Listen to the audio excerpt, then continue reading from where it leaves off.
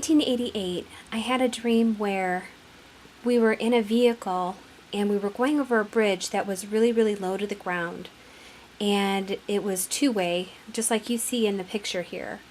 And we were trying to get out of town because there was a great storm that was approaching. And the water was just right under the bridge. It was windy. It was torrential rain. It was dangerous driving, and it was just car to car trying to get out of town. And we got to the very middle of this bridge, and the traffic just stopped. And we were stuck on this bridge, and we had nowhere to go. And then the wind started to pick up, and the waves started lapping over the side of the street. And all of a sudden I looked out, and our whole family was in this vehicle, and I saw this wave of water come up, getting ready to hit the car, and I knew it was going to wash us over the side and that we were not going to make it. And then it changed to this scene.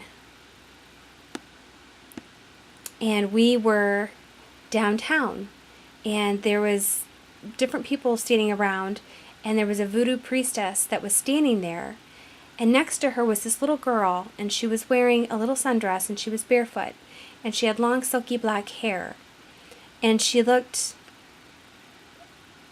afraid. And the priestess did something to her, and she turned into an alligator right before my eyes, and she went from standing to on her belly. And I saw it from a distance, and I screamed, and I started to run because I wanted to help her, but I didn't know what I was going to do, and I didn't know how. And right as I was approaching her, all of a sudden I see these little hands come out of this alligator's mouth and pried it open, and she climbed out. And I woke up. Now, this happened a long, long time ago, and it took me a while to realize what this dream meant. And even before I got that revelation, I actually went to this place. This is the I-10 in New Orleans. It's the bridge that goes over Lake Pontchartrain. We have friends that moved down there, and we used to go visit them every few summers. So I was there before and after Katrina. But the first time I was on this bridge to go into New Orleans, I was speechless. I was the one actually driving the car, because it was exactly like this in my dream.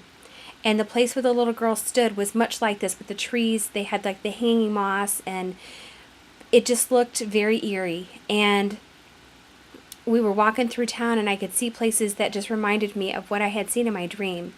But I didn't understand the significance of the little girl, or the voodoo priestess, or the bridge. I didn't understand the connection. And as I have grown in my faith, and as God has been revealing things to me, I've kind of learned to trust His voice, and He has been showing me things even way back on this dream. This was my first prophetic dream.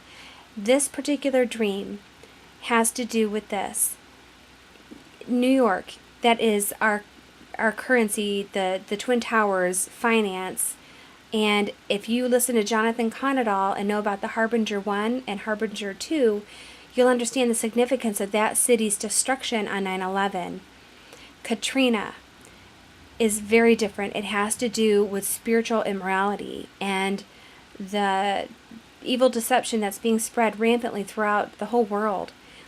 You have voodoo being practiced in the open. You have sin now, today, being practiced in the open. The voodoo priestess stands for Babylon. She's Mystery Babylon. That is where false religion was born.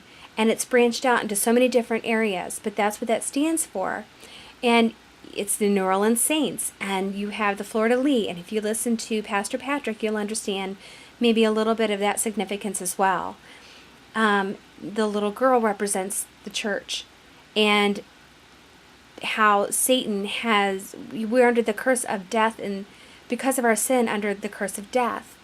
But through Jesus Christ, we're born again, and we've been set free. And he who sets free is free indeed.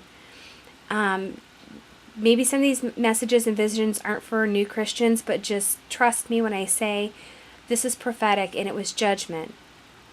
I personally believe that the judgment is going to continue as we go. And I think the West Coast, with the entertainment industry, is probably next. And we need to be praying for our nation, praying for our country, and praying for this world, and for the believers throughout the world are we're being persecuted, and it's only going to get worse until Jesus Christ comes again. So this was my first prophetic dream. These were the interpretations that I was given, and I'm just going to try and keep these coming as quickly as I can. And thanks for listening.